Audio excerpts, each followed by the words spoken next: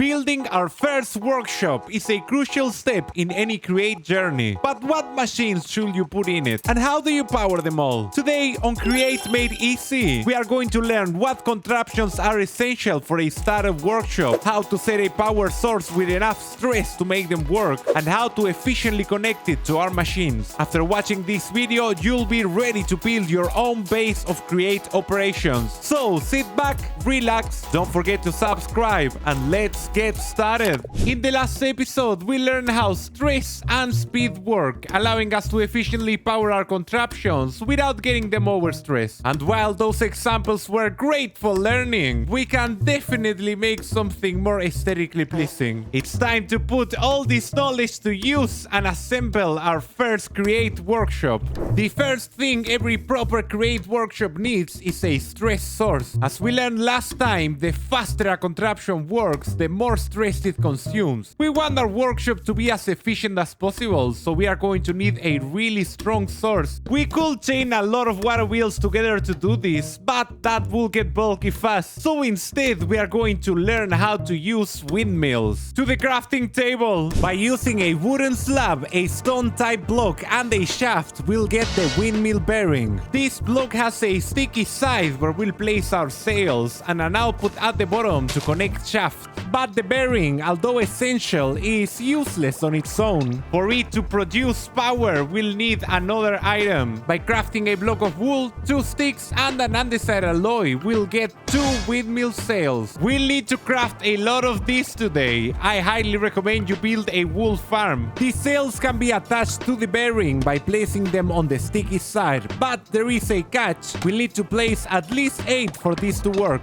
Once we have them set up, all we have to do is use the bearing with an empty hand anywhere except on this button to make it work, and you'll get an advancement. The shape doesn't really matter. As long as they are all connected and one is touching the sticky side, the windmill will work. If your windmill doesn't start and you get a message like this, make sure you have enough sails. Sadly, diagonal ones won't count. You won't be able to interact with the sails while they are spinning, so if you want to make any changes, you'll need to stop the bearing first. There is one little trick we can use to shape our windmill. If instead of a sail you place a block here, it will stick to the bearing and to all the cells next to it. This is great for aesthetics, but be careful though, only the first block will count. There's another trick we can use to decorate the windmill, but I'll show it to you later on the video. The sails can be placed in any orientation depending on the direction you are facing. As long as they are all attached to the bearing, the windmill will work.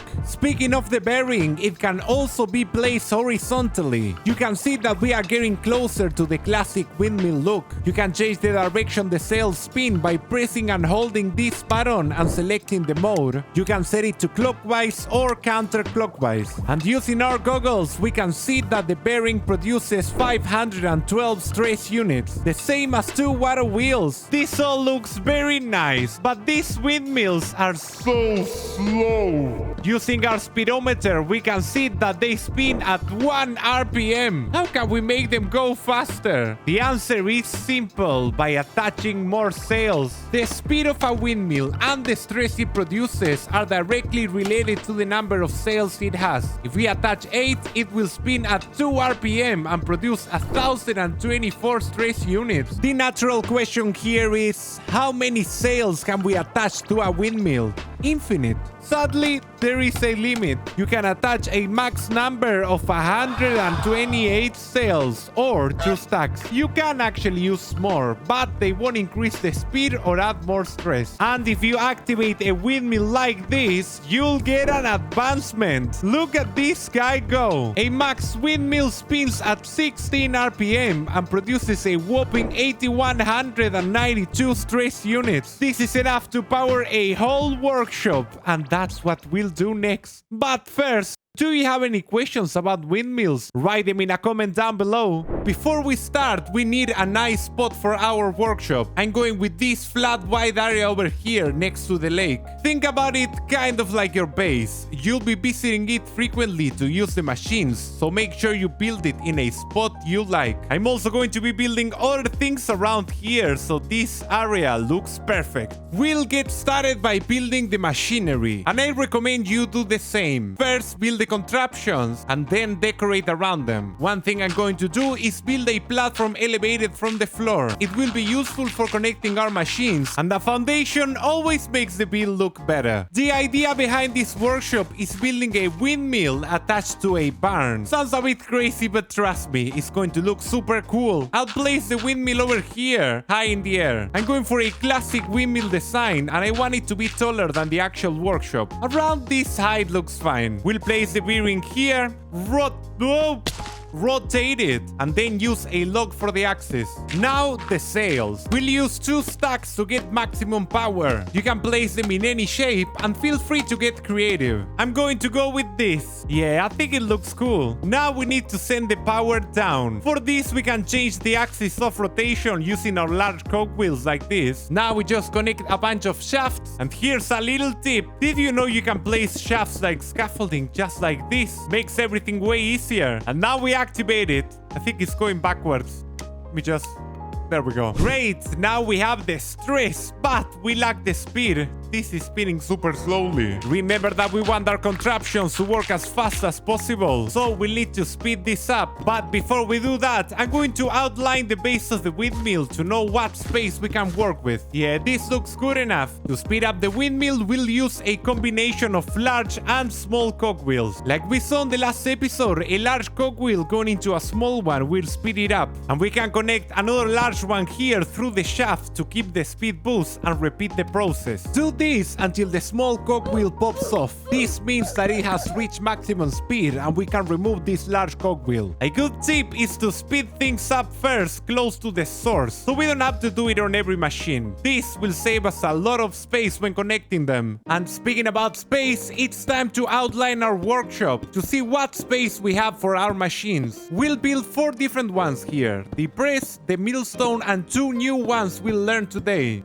Yeah, this looks good enough. I also left some space for storage here, since I'll be using this as my base. And looking at this, you might be thinking, but Bruno, that's not nearly enough to connect all the shafts and cogs. Well, we don't need to worry about that, because we'll do it all underground. Wait, this is a little bit awkward. Give me a second. There we go, much better. I can stretch my legs now. This might still not look like a lot of space to use our large cogwheels. To make the most out of it, we'll be introducing a new component. By using 4 small cogwheels and an andesite casing, we can craft the gearbox. This is an essential block for connecting contraptions, and it allows us to split one shaft into 3. Super handy for making turns. The gearbox is the equivalent of 4 large cogwheels connected to each other, but compacting this setup into just one block. And it can easily be turned with a wrench to go vertical. All you need to know about the gearbox is this. Just as if you use large cogwheels, the direction of rotation will change on each turn. This block will make connecting everything way easier. For example, this stressometer. All we need to do is dig a hole down to place the shaft. And if we go down, we can see that we need to connect this shaft with our cog over here from the windmill. We can first place a gearbox here and then rotate it so it becomes vertical. You'll see that it activates. Now we place another at our stressometer and we do the same. Now all we have to do is connect these 2 together. But when we place our shafts, you'll see that they are one block off. This can easily be solved by placing another gearbox, and now all our gearboxes will be connected. And our stressometer should be powered. Let's see. Yes, 8192 stress units. All the power from our windmill. It's time to put all this power to use connecting our first contraption. We'll get started with our mechanical press. And actually, we'll connect 2 of them together to make things even faster. We'll need to bring power from underneath to make them work. So we'll place a gearbox here and rotate it. Now dig a couple blocks down and we can use shafts to connect our presses. Now all we need to do is connect these shafts connect to this gearbox. So we'll have to remove one and place a gearbox here, rotate it, and that should be it. Let's go and check if they work. Yes, look at them go! But throwing items like this is kinda lame. They might despawn if we forget. Luckily, there's a better way to do this. By using an andesite alloy and an andesite casing, we can craft the depot. This block holds items over it so machines can interact with them. To place an item, use the depot while holding it. To take it out, use it again with an empty hand. And you can place a whole stack of items at once. You can do this under a press and the ingots will be turned into sheet. And the best part, items placed on depots don't despawn. So you can place a whole stack of iron and come back whenever to pick up the sheets. If you use the depot while it's holding two different items, you'll get all of them out. Finally, I'll place a chest over here to store our pressing goods. And this is done! Time to move to the next contraption. Now we'll set our millstone. By changing this shaft for a cogwheel, it will get powered. That was easy. But so far, we've been throwing our items on top of the millstone, and there's also a better way to do this. We can use a hopper to put items into the millstone and a hopper to take them out. We make these chests double and our millstone setup is done. If we place items in the input chest, they will get processed. Take a look at the speed of this thing. Now that we have the millstone and the press, it's time to see a new machine that will change our lives. By using 2 alloys and 5 iron sheets, we can craft the Wisp. But this item is actually useless on its own. It can be used with an andesite casing and a cog to craft the mechanical mixer. The mixer looks a lot like the press, but it has some differences. First, it can't be powered by a shaft. It only has a cog-like interface, just like the millstone. So we'll place one here, dig a hole down, and send a shaft. To connect these to our grid, all we need to do is bring a shaft over here, place a gearbox to take a turn, and place another one here and rotate it, and then connect these two. The mixer should now be powered, and in fact we can place another one right here. The other difference that it has with the press is that it needs another block underneath to work. By placing 5 andesite alloys like this, we'll get the Basin, and in fact we'll need 2. The Basin, just like the depot, can hold items, but we need to throw them like this. It can hold up to 9 different items at once, but only up to a stack of each. If you use it with an empty hand, you will get all the items out. You can see where this is going. We need to place the Basin under the mixer with an air block in between, and they'll work together to mix certain items. What items, you may ask? Well, the mixer and the Basin have a lot of different uses, and we'll have a dedicated episode to them. But for now, we'll throw an iron nugget and an andesite block. Look at them go! After they are done, you'll be able to get an andesite alloy from the Basin. That is right, if you craft alloy yourself, you'll need 2 nuggets and 2 blocks for each one. But with the mixer, the cost is half. Twice the alloy for the same price. I told you this was life-changing. And by using 2 mixers, we'll get them twice as fast. I love the sound of this machine so much. The next machine is also a life changer. But before we see it, hit that like button to support this series. By crafting 3 iron sheets, an iron ingot, and a casing, we'll get the mechanical saw. This block also has a lot of uses, and it also deserves its own episode, but I'll teach you how to set it up first, and then we'll see some of its uses. First things first, how do we even power this? Well, it depends on its orientation. If the saw is placed vertically, it will have 2 inputs on its sides. If it's placed horizontally, it will have one at the back. I'm going to place mine over here and rotate it so it looks like this. To use it, we'll need to send items through one of its sides, and in order to do that, we'll need to get some kelp. Get a nice amount of kelp, smelt it in the furnace, and craft it like this to get the mechanical belt. The belt can be used in many ways, and we'll also have an episode on it later. But for now, we'll place 2 shafts like this, use the belt on one and then on the other so it will be placed. This, just like the depot, can be used to place items on top, but if it's spinning, it will move the items across. We'll repeat the same thing over here, so the items will come from one side, get cut by the saw, and come out on the other. The only trick to this setup is that the belts and the saw need to be rotating in opposite directions for it to work. We can easily accomplish this by putting 3 cogwheels in the back like this. Now, if we rotate them with the crank, Eureka! Wait, nothing happened. To learn what the saw can do, place a log in the belt and spin the crank so it gets cut like this. You'll get an advancement and the log will get stripped. The saw will strip all the logs that go into it, but it can do way more than that. If you now crouch and use the crank to spin it in the opposite direction, the stripped log will be turned into planks. Use the belt with an empty hand and... what? 6 planks! That is right! Using the mechanical saw to turn stripped logs into planks will yield 6 of them instead of the usual 4. 3 planks! You can now see why having this is a must. But the crank is slow and it hurts my arm. How do we power this so it's automatic? To do it, we'll need to remove the cogwheels and replace them with, you guessed it,